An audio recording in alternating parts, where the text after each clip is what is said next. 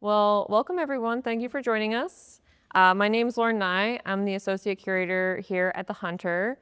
I would like to extend our thanks to Martha Mackey, our ArtWise sponsor, generous sponsor who makes programs like this happen. So thank you, Martha, for all you do for us here at the Hunter. I'm here with Jessica Wohl, whose exhibit, I Dreamed You Were Here, is on view in the mansion stairwell. If you haven't got a chance to see it, the museum's open till 8 o'clock tonight, so I would encourage you to head over there and take a close look. It's definitely worth, I think, revisiting after hearing an artist talk about their work as well. You really can see it in a new light. So I'm gonna do your bio, and then we'll get right into it. So Jessica is a multidisciplinary artist who uses found remnants of domestic culture to explore social inequities and systemic racism, and also into the range of the demands of motherhood.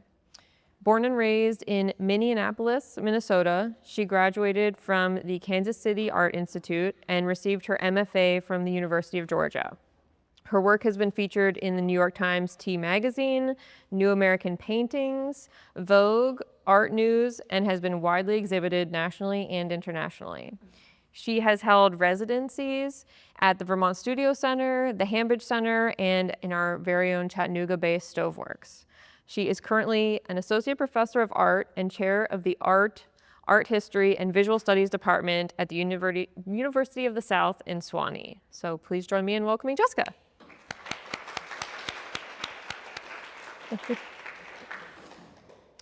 So, can you give us a quick introduction into your artistic practice, especially highlighting the materials you use? Absolutely. Thank y'all for being here too. It's a pleasure. So my practice is really rooted in the home. That is the site where I explore, where I investigate, where I live. My studio looks over my living room, and you'll even see pictures throughout the top of me making the work on the couch. So it's really rooted in the home. It's rooted in everyday materials and an investigation of the everyday, finding things that move through our world that are banal, monotonous, uneventful, but that add up to something more when taken as a whole. In terms of the materials, I use materials derived from those spaces. So I'm predominantly interested in found materials, things that bring with them history, a kind of association, and a story. And I'm really excited about working from that point. So it's very different than working on a blank canvas or a blank sheet of paper, for example. And my background is actually in drawing and painting. That's what I teach. But what I'm really interested in with the materials that I use and the materials that you see in the show are the stories and the histories and the energy that is held in those materials. So all of the things I work with are porous, so you'll never see like plastic or metal or glass. It's paper and fabric and things that kind of breathe, things that could absorb the smells and the energies and the stains of the people who interact with them on a day-to-day basis. And that material I use as if it were paint, as if it were graphite, as if it were something else. It's not just the textile, it's the embedded stories in those materials. And I really, like if you think about it compared to paint, where you can kind of squeeze out this colored material and transform it into anything, I'm really more interested in this body of work and my current studio practice in like what's already there, working with something that's already there. I did take a workshop maybe about 7 years ago, and in this workshop it was like a meditative writing, sewing kind of zone out workshop. It was just an afternoon, and we were asked to bring some handiwork, like I was quilting along, and we were asked these questions. I don't remember what the questions were. But in that moment, my response to the question, I'm like looking at this found old vintage piece of fabric and sewing, and suddenly like I have all these flashbacks to like every fabric and wallpaper and carpet like in my home life, like ever, like my grandparents' house. And I started to realize that these patterns and fabrics and wallpapers and carpets and upholsteries were the structure that holds my experience. I don't know if that's a normal thing, if like everybody just remembers like the wallpaper in your kitchen at all times. I mean, maybe people do, but I recognized that as like, oh, there's something here. And I think that's why I gravitate to such ornate patterns, to such vintage patterns. There's a reference there that goes back to the home and my personal experience, even if the fabrics weren't of my own personal experience, but they have that embedded history. Yeah. I feel like often working with textiles is something that gets passed down generation to generation, especially matrilinearly. Is that something that got passed down to you and your family? It did, yes. Quilting did not, and we can circle back to that. But yes, my grandmother, well, we can actually go all the way back, patrilineal, actually, if that's the word. My great-grandfather was a tailor. And so that has always been something in our family history, in our story. His daughter, my grandmother, started a drapery and carpet cleaning business and upholstery. So there was always these fabrics around. And she taught me how to needlepoint. She did a lot of knitting herself. And then my mother, which was, the other side of the family, always crocheting everything. She always got a blanket. She's crocheting an Afghan for everybody. She taught me how to crochet. She did a lot of needle pointing. So lots of textiles in the family, but not quilting. Quilting is something that came much, much later. It's interesting that you mentioned the tailor, because when we were in your studio, you had a wall at that time that was pinned up, which was the interiors of pockets. Yeah. And that makes a lot of sense. And it was very funny to see like how people use their pockets, because we never see the inside of our pockets. But when you had them all pinned up on your wall, you could tell how people used their pockets. Yeah. It's that history again, the place where people kind of rubbed their hands and held their things years. And those are really interesting to me because that was always invisible. You had to take them all apart. Yeah. Actually, some of the works, not in this show, but some of the works in the PowerPoint came from a tailor shop here in town. When I had my residency at Stoveworks, instead of bringing all of my fabric here, I thought, well, why don't I just work with some fabric that's already in the city?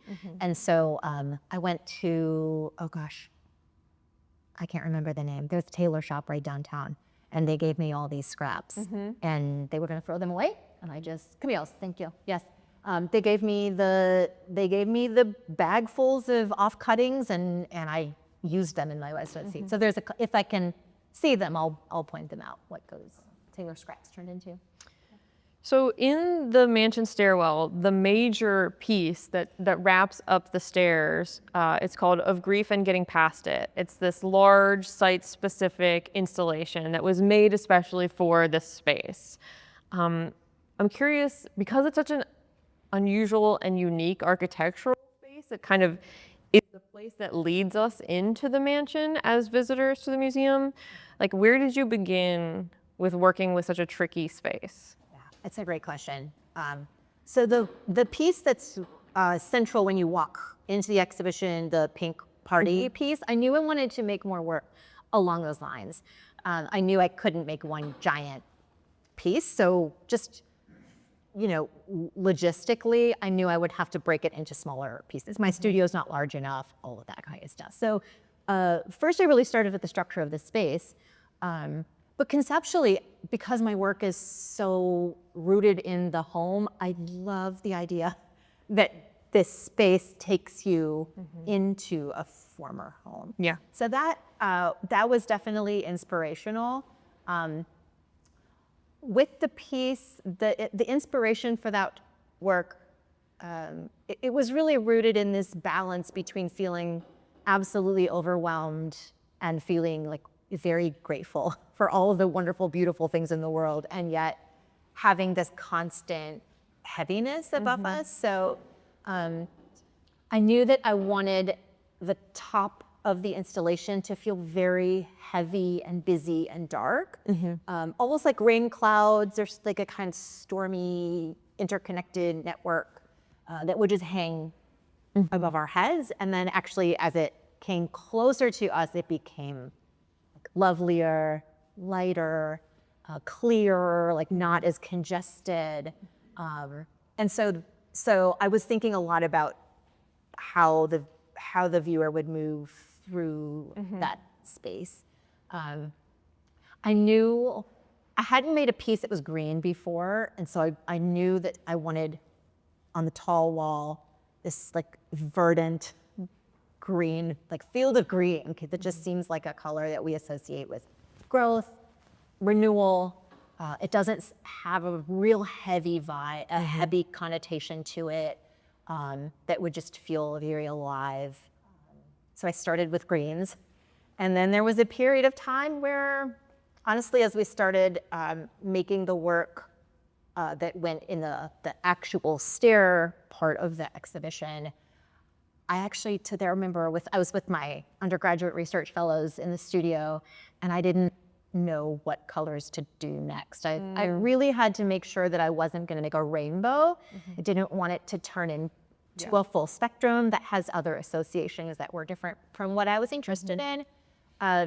So yeah, I think I told my interns, like, you guys can go get coffee. I don't know what my next move is. I had to really sit for a while and figure it out. But ultimately I just decided to omit yellows and violets and had my my tetrad color palette and went with it from there. I think we spent a lot of time in the stairwell also, like somewhat feverishly and foolishly trying to measure, because none of the walls are really straight in that space.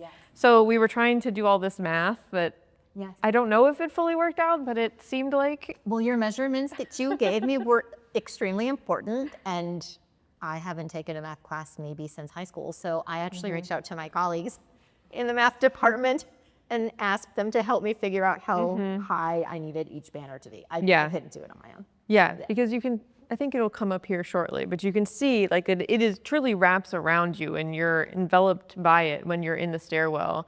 And during the process, I visited you in the studio and you had some of the biggest banners pinned to the top of the wall, and they came down the wall and out onto the floor, and they looked so big in that space, in the studio space on campus. And we were standing there like, is this too big? Could this be too big? Like, because it just filled up so much space there. And when we got it here, it was perfect. It breathed and it had plenty of room, and I think it worked out really nicely. But was that sort of like an anxious, process for you? You can see here the banners. Yeah. What I will say is that had I had a space this tall and this large, I probably would have made it even darker and even heavier at the top. And there was a period where in the studio when we made these, from the top of the wall to the floor was the entire dark period. So I thought, oh, this is a lot of darkness. This is enough. And I think in this space, it's not quite as long as I maybe envisioned it. Or the way it felt in the studio. But that's just part of rolling with an installation. I mean, if it ends up more light and more flowers and more lovelier, I mean, I can roll with that. Yeah. I feel like we're also going to come up to the community portion image. So I want to like make a note of that. It's kind of good timing. This right here. So like keep that in mind, those images. Some of the materials you used for that specific installation came from within the community at Sewanee. And in a way, it's almost like you created like an ecosystem of reuse among the students there, from gathering cast-off materials to using studio assistants who were your students. So can you talk a little bit about that process of gathering those materials, like where it came from, what we saw in that picture, and how that sort of works into the concept of the work? Absolutely. Yeah. So at the end of the school year, actually, this is probably happening right now on campus. Probably. I think that will happen next weekend. So a lot of the students, honestly, they just leave a lot of stuff behind. And the Office of Sustainability organizes a huge move out sale.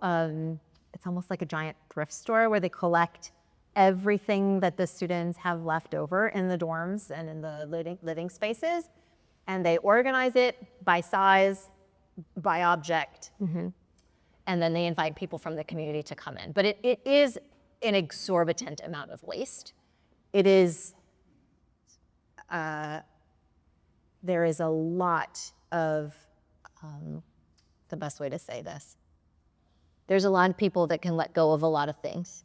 And the textile industry as a whole, especially lately, is one of the largest contributors of polluting our ecosystem, you know, in the world at large. And there is just a part of me that wants to reuse and like save all of those materials. Here we are. That's my studio. So when I found out about the move out and I was starting this project at the same time, I just went with IKEA bags full and just took everything that I possibly could save, that I felt like I could transform into this project. And it was really exciting because as my undergraduate research fellows and they were helping me deconstruct all of these garments, and one of them was like, "That's my shirt." And so now it's on the walls, and I see it, and I'm like, "Oh, that's always Ivy's," you know. It reminds me of it. And so, so there are these little embedded stories in there, but ultimately, I think this notion of a kind of ecosystem of waste and labor is the labor that we put into collecting these objects and deconstructing them and reinventing them to start conversations, I think is rooted in caregiving and trying to save and trying to find a better life for those objects as opposed to just going in a thrift store and then being shipped off across the seas and polluting other countries. And, you know, I just try to do as much as I can. That, you know. I think there's an interesting tie to be made to like the history of Sewanee as a community and as a school, and also like the historic mansion here at the museum. Like it was, both of them were places of privilege in the community, and thinking about all the labor that went into providing that and providing for it and sustaining that sort of historic privilege that now is being rethought and adapted in new ways, just like our building is and just like all these materials. You know, it's interesting that the students just like, instead of packing it up and taking it with them, they're like, somebody else will take it, do something with it, clean it out for me. And it's great that the community has found a way to reuse it versus throwing it away. Yeah, it is. I mean, if you look at any of the lame, any of the sparkles, any of the lame came from all of the like sorority costumes, and they have really fun materials, you know? Yeah. I saved a lot of things that are in my still lives now. Like I brought them into the studios at the university, and now my students paint them. Paint cowboy hats and all kinds of fun, like plastic cups and things like that. I think it's probably helpful too for the students that are working in the studio with you on this project to think about like, these are my things that are now being reused and they're working with them as well. And you're sort of like passing down that idea of reuse and also like labor and care, which is definitely a thread that continues throughout your work. Yeah. And I think there's also, you know, it's really nice to have like the embodiment of those materials as they, I hate the word represent, but as they literally represent individuals from a community in a larger whole. And so I'm grateful for that the students in the community and the students in our classrooms are able to have a place in this. Both held in those materials and then in the physical creation of the work. So the pieces in the show that resemble t-shirts, because they don't start as t-shirts, but they resemble t-shirts, have sparked a lot of discussion with visitors. And I think an interesting point to be made about the way they're installed here is that you intentionally wanted them to be installed almost at the height of the person who might be wearing them. So instead of being like up a little higher like we would typically hang artwork in the museum, we kind of like stood our bodies against a wall and held them up and we're like, okay, if I were wearing this, here's where it would be. So they're a little bit lower, and that's intentional. The smaller one is even lower.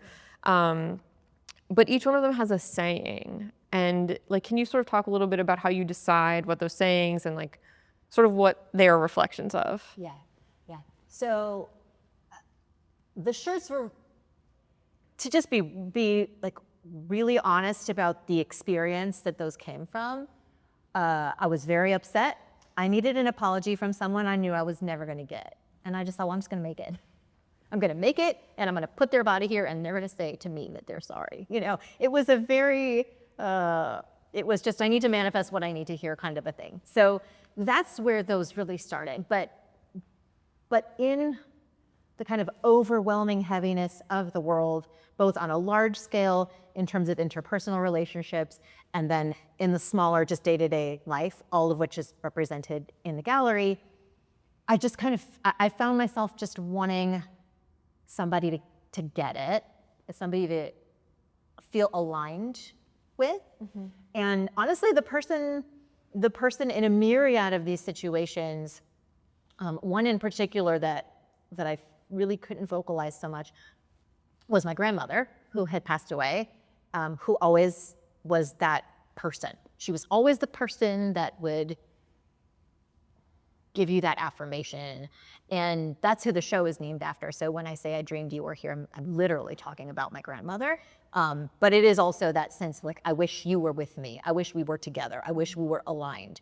I wish we understood each other, that sentiment. So the idea with those is to imagine that they could almost hug you, that they could embrace you, and that the phrases would remind viewers what it feels like to be listened to, just to sort of stop you, and like if you were struggling with something, what it means to hear somebody say, oh honey, or I see. So those were the kinds of sentiments that I was imagining, like if I'm struggling with something, what would my grandmother say to me? Mm-hmm. You know, but the oh honey one is a little more southern than my Minnesota roots. But oh yeah, there they are. And the quilting in all of them is like comes from a central point. So, and the same with this, can't see it in this image, but the quilting also comes from this like center or vanishing point, and it really is trying to give this feeling of like spreading something out, a gesture of giving that is embedded in the quilting itself. How did you land on the shape of the t-shirt? It's like such a specific garment, and instead of buying a t-shirt, you made a quilted t-shirt. I don't know. I don't remember how that came to me. I do know that I was at Stoveworks in the spring of 2023 on a residency. I think I was making some work that it wasn't going the way I expected, and I needed to do something quick, and maybe it just came to my mind. Like, what if I put some words on a t-shirt kind of thing? And then, well, how do I make it look like a t-shirt without it being a t-shirt? And I just made a quilt in the shape of a t-shirt, and the hem, the cuffs and the collar, that's all just right from a real t-shirt. So that's part of the real t-shirt that gives it that illusion. But otherwise, it's just a quilt in the shape of a t-shirt. It all kind of ties in though, like the idea of wanting something from someone that maybe you won't get, or the idea of dreaming of someone who isn't there. It really ties in conceptually with the use of the found fabrics, because we've talked about how fabrics have this like life after they're used, especially if they're worn, or some of these are like bed sheets. Like they all have this inherent life that has been lived. And it's interesting to think about all the fabric you may have ever thrown away. Like what if somebody found it and made something out of it? But that sort of absence also seems a little bit inherent in the work. Yeah, I think so. Maybe it's a way of like, it's interesting to think of this. Maybe there's a way of like bringing it back to life. Yeah. And I hadn't really, maybe that's what I'm thinking about when I'm dreaming of my grandmother, almost like bringing her back, like something that maybe had its, like the life that it had is done, and I'm trying to hold on to it a bit. You know, I do think of each of these objects as physical components from people's homes, like Yeah. people who believe different things and who are different ages, who are different from different places, who have different cultural associations and practices, and that they're all coming together.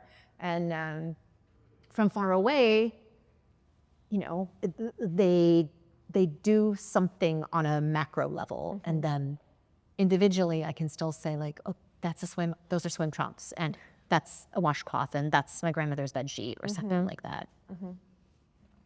Like there's a piece of my grandmother's couch in the first banner. Yeah. Yeah. Do you, those like special fabrics, you set them aside and use them sparingly? That's the only piece of super special fabric in there for me. I knew that I needed part of that couch to be in this work. Yeah. But I also have the rest of the upholstery from that couch. When my grandmother passed away, we couldn't bring the couch with me to Tennessee, but my dad went to my grandmother's house and like skinned the couch, basically. He took all of the upholstery off that couch and saved it for me. So I have it, and I feel like it will become something one day. I'm just waiting for the right thing for it to become. But Yeah. yeah. That makes sense. We just, in the images, we just went past the to-do lists, which I particularly love. They're a completely different scale. They're small. They feel very intimate. And they're also something I think all of us can relate to, the simple idea of writing a to-do list. They also feel a little vulnerable when you read them up close. It feels very much about you and your day-to-day life and your family. Did creating and exhibiting them feel like sort of opening yourself up personally to the public a little bit more?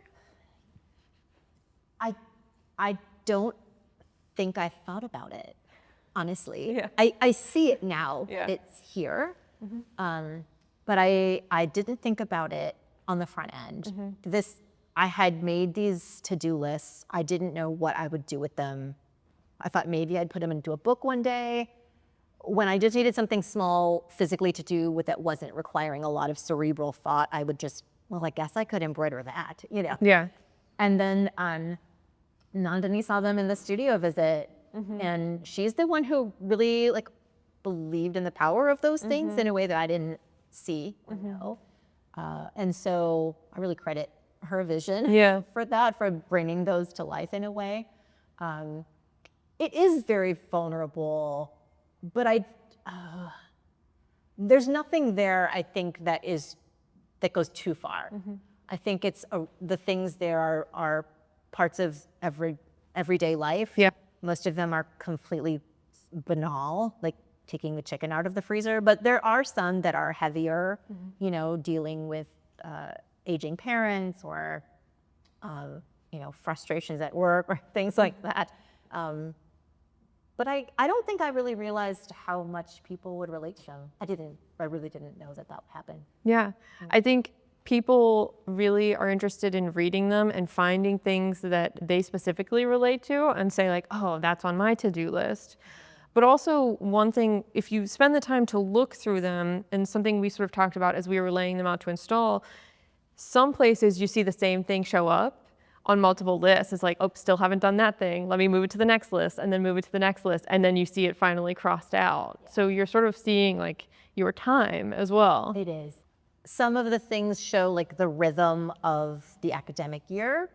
Others, I can remember what was happening at certain points, right? Like I think there's some in there. I think there was one like teach Brent to change Ike's bandage when I had a really sick dog. And so I remember like when that was, right? And so they're not dated, because I would never just date my regular to-do list. I just like wouldn't do that because it's the one I'm using now. But I kind of know when it was. Yeah. Nobody else needs to know, but yeah, I know. There's something interesting too about translating your handwriting into like embroidered stitching. Like that feels like kind of almost a meditative process of just like you said, I just needed something to like small to work on. And so you were just sort of going along, you know, your own handwriting. Yeah. Yeah. I knew that when I did it, I mean, in some ways, like you have the list, and you're like, how am I gonna embroider this? Well, if I'm gonna get the list over to the fabric, I have to write it anyway. So at first I started transferring it with like a carbon paper transfer, and then I realized I could just rewrite it. Yeah. I mean, my handwriting's the same. Nothing's changed.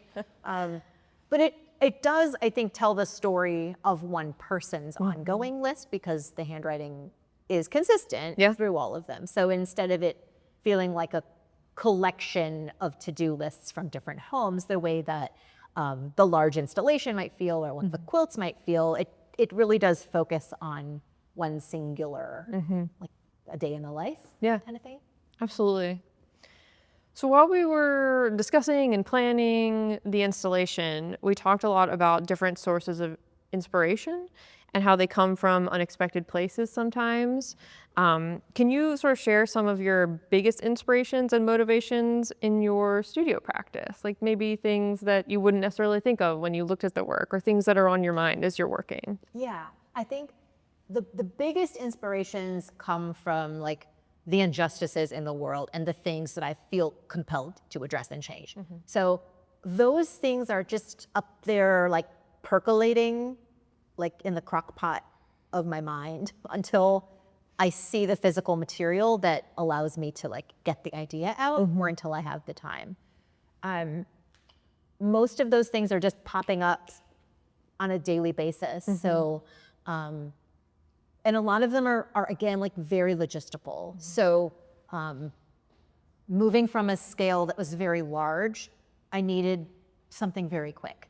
Like I want to work on a piece for 1.5 years right now. I want to work on something now.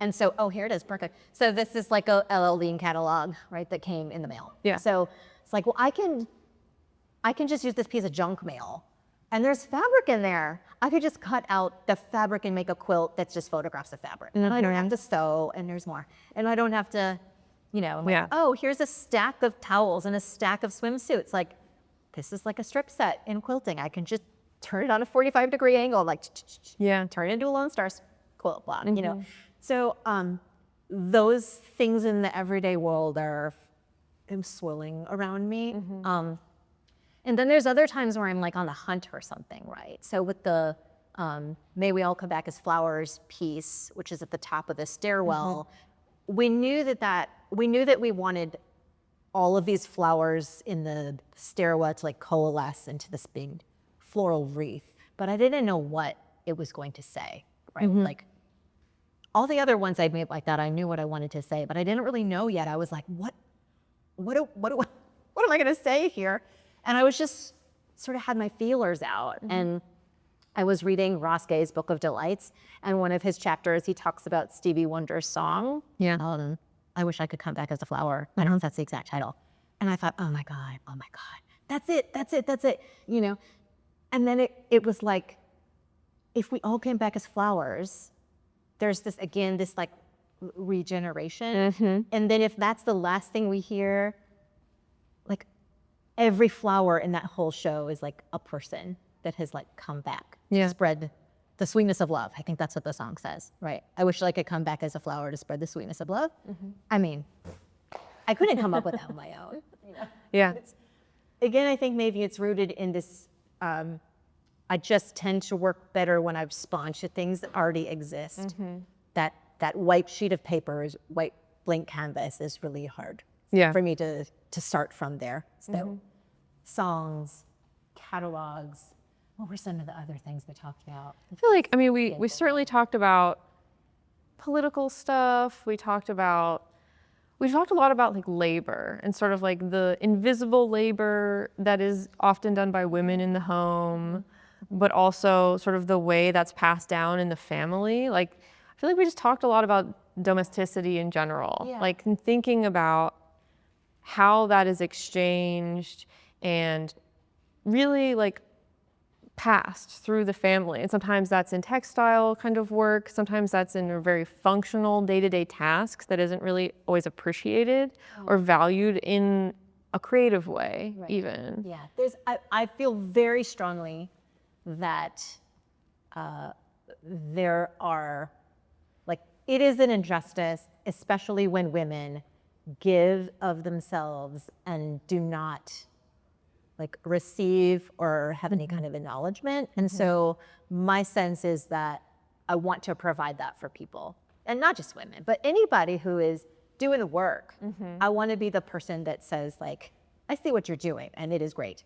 Or, you know, just yesterday I was at the doctor in the morning and I was in the waiting room and there was this woman with a little child, like a 1-year-old, and she was like doing it all.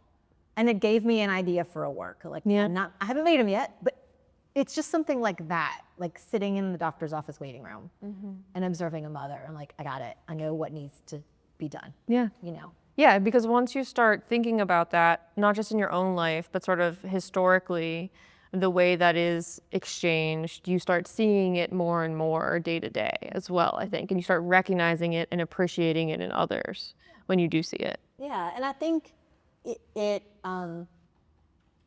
when there's a gift of help, acknowledgement, or something, when it isn't solicited, it's just kind of out of the blue, that gift for the person who is receiving it, I think has a profound effect. And it doesn't like cost anything. It doesn't do anything. It's just a connection from one person to another. And sometimes like that's all we need in a world where we're constantly being like pitted against each other. And, you know, there's all these tensions that we hear all the time that like, maybe if I can just provide a little comfort, like maybe if I can just provide a little care, but it will smooth over something in somebody's day, you know? Yeah. So that's the labor, but it's also care. It's both. They're together. Yeah. Yeah. So I want to open up to questions, but first I want to give you the opportunity to talk a little bit about the catalog, which is forthcoming. Right. So the University of the South is, they offered me a grant. I applied for the grant. I got the grant, and we are making a catalog for the exhibition. So I'm working with a small publisher out of Indiana called Two Stacks Press, and we have 2 essays in there from Brian Hitzelberger and Zach Foster, and a series of images from the show, and there's going to be risographs and a little handmade book based on the exhibition. And so Monday I'm going to find those books. We're putting them together. So shortly there will be a catalog that accompanies the exhibition as well.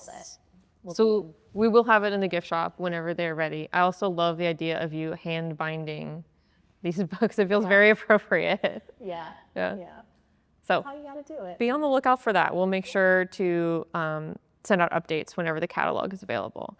But does anybody have any questions or any points we could maybe elaborate on about the exhibit? Yes.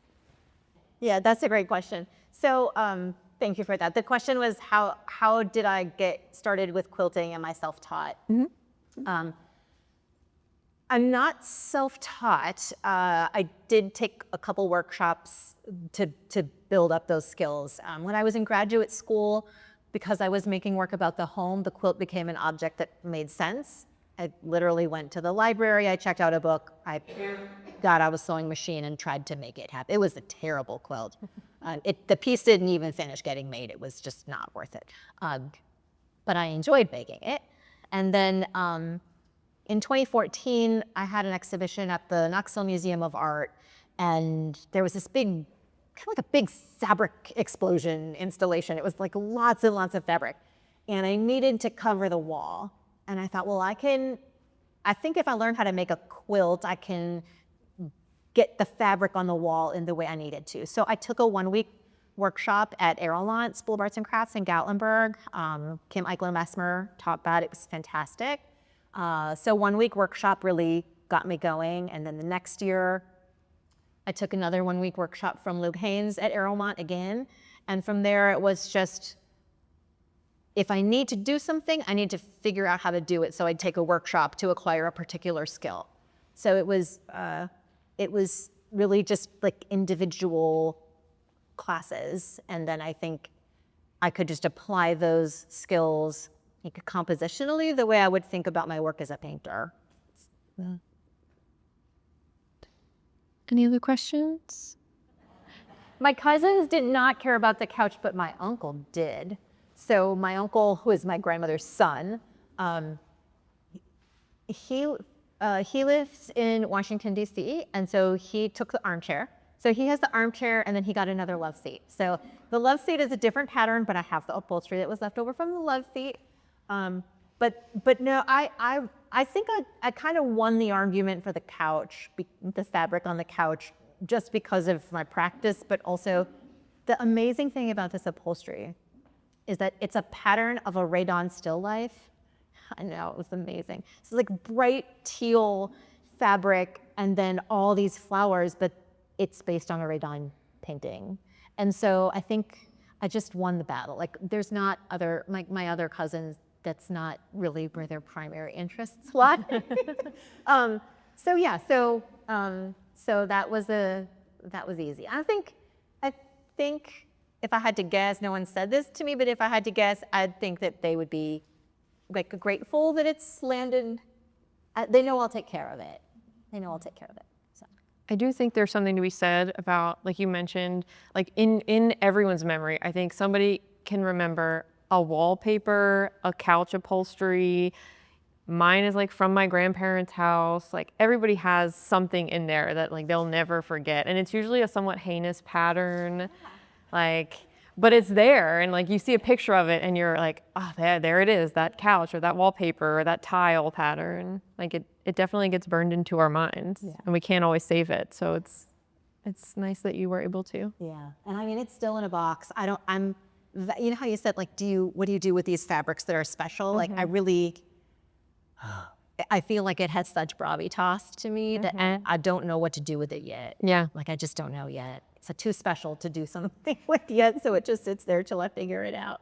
Yeah, so the question is, if I could try to find a way to make sense of the different roles that I have as a professor or an artist, a mother, wife, all those things. I mean, with the students, I think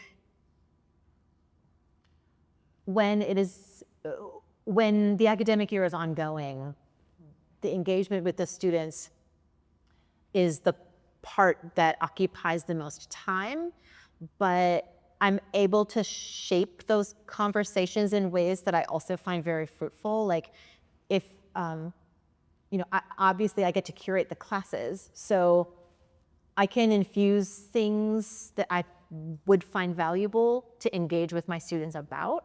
So oftentimes things will come up in our conversations that are relevant that I can then take home and think about. And that is a really great way to get me by when I can't physically get in the studio. So I think that's maybe the best way to talk about that. It keeps me engaged in the art world and in an exchange of ideas, in pursuit of like different problems to solve when I can't get in the studio. I do think that the artist part of me takes the lowest priority list always. I mean, it really does. It's the thing that gets cut out the most. So I'm really happy that we're starting the summer and I can get back in the studio. But I try to find ways throughout the school year to engage with the little like bits and bobs of time that I have, right? So, this year, I've really tried to do a lot more reading. So like when I'm tired, the kids are in bed, instead of being on my phone, I try to read a book. And I want nothing to do with anything serious. So they're just like contemporary fiction that I could talk about with my friends. But I've found that like when I have an hour, I can just jump up in my studio and I make a little collage. And I'm making little collages that are in the shape of bookmarks inspired by the books I read. There's no meaning there, but it keeps me going. And that project, by reading the books, helps me being connected to other people.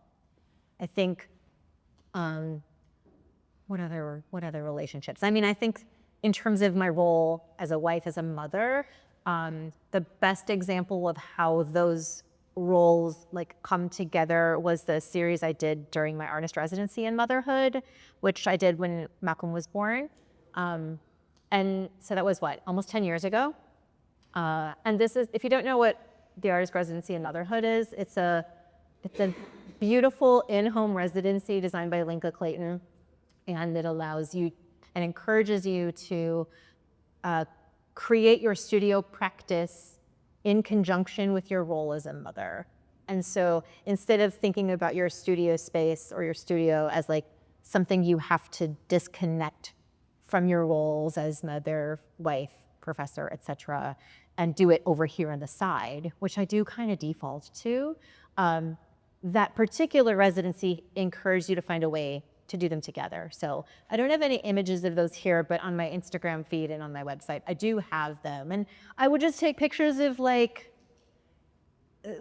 things around my life that reminded me of contemporary works of art. So I think the very first one, I was carrying Malcolm, you were like right here, and I was carrying a bowl of cereal, and he leaned his head back and put his head in my bowl of milk. And he had all these like, you know, these like black curls in this like milk. And it just instantly reminded me of the photograph of Mona Hatoum's photograph called Van Gogh's Back. And I was like, what do those look like? They like look like the same thing. And I just put them together. And it's like, oh, maybe I can just associate myself with these meaningful works of art. And then I can like climb out of, you know, feeling like I don't have time to make work. And they ended up becoming this really exciting body of work. They didn't, you know, so I try to work with what I've got, like turning the to-do lists into you know, into something. That's my best guess. Does that answer your question? I think there's something really beautiful in that too, of like all those moments that can be creative and that can be special that we overlook, or that feel like a task that you have to do or a role you have to perform, when in reality, when you're given the space or the time to think about it as part of like a broader practice, you are able to find something that is actually connecting you to the broader art world in your case. Like there are those connections there if we give ourselves the time to see them. And they're sort of all around us. Yeah, and honestly, I find that time, this is another response to Pradip's question, is I really do find that time like in the quiet, like at night before I go to bed, or if I wake up in the middle of the night, that's really when my gears start turning. That's the worst possible time, of course, because then I'm tired the next day. Does it happen for you too? Yeah. But things just come. So in a way, it's like, I don't know if my brain's, like if you consider off because you're about to sleep or on, but the time is really important. I think the lack of distraction is not the right word, but over like a moment where you can focus, there's not something else drawing your attention elsewhere. It's just like the quiet, dark moment, and then things can kind of come from there. Yeah. I think that might be a good place to wrap up. But we will be here if you want to chat. But thank you so much for joining us and for sharing this beautiful work with us. Thank you so much for having me. Thank y'all for being here.